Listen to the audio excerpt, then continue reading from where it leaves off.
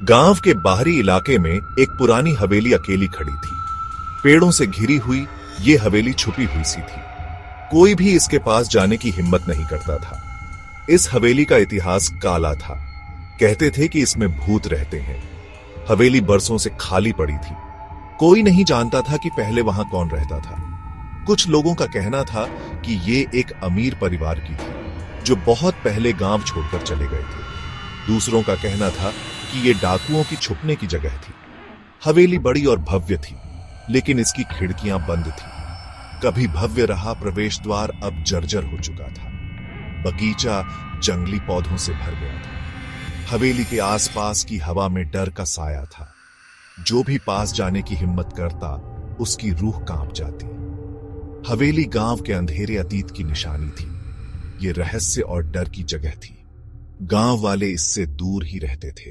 वे अपने बच्चों को इसके पास कभी न जाने की चेतावनी देते थे।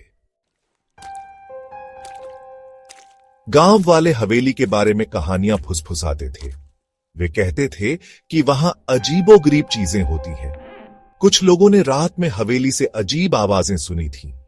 वे कहते थे कि ये भूतों की आवाजें हैं, बेचैन आत्माएं जो हवेली की दीवारों में कैद हैं। दूसरों ने खिड़कियों में अजीब रोशनियां टिमटिमाती देखी थी।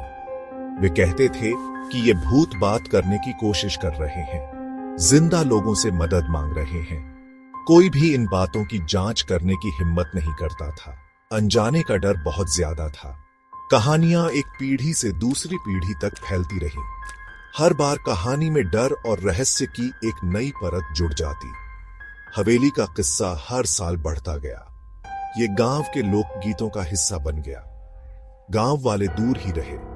वे जानते थे कि कुछ राज दबे रहना ही बेहतर है। वे हवेली के काले इतिहास का एक और अध्याय नहीं बनना चाहते थे।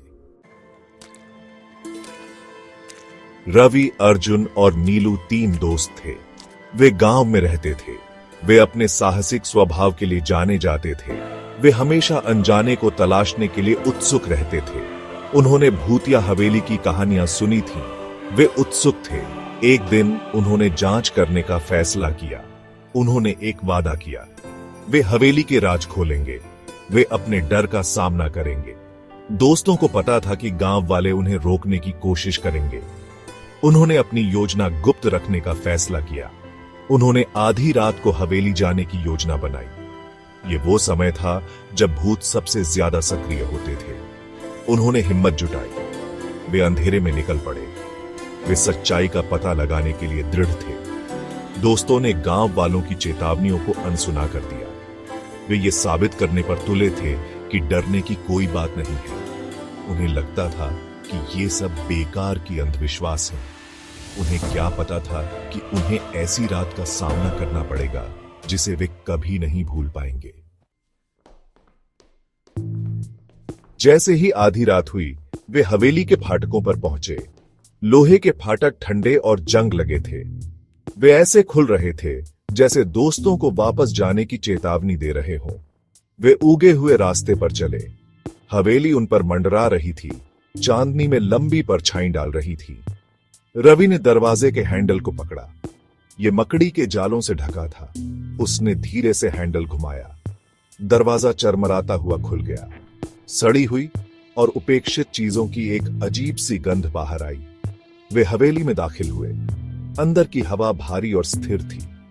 बंद खिड़कियों की दरारों से आती चांदनी में धूल के कण नाच रहे थे। दोस्त अपनी सांसों की आवाज सुन सकते थे। ये सन्नाटे में गूंज रही थी। रवि ने एक कदम आगे बढ़ाया। उसके वजन से फर्श की लकड़ी चरमरा गई। अचानक हवेली के अंदर कहीं से जोरदार आवाज आई। दोस्त जम गए। उनका दिल जोर से धड़क रहा था।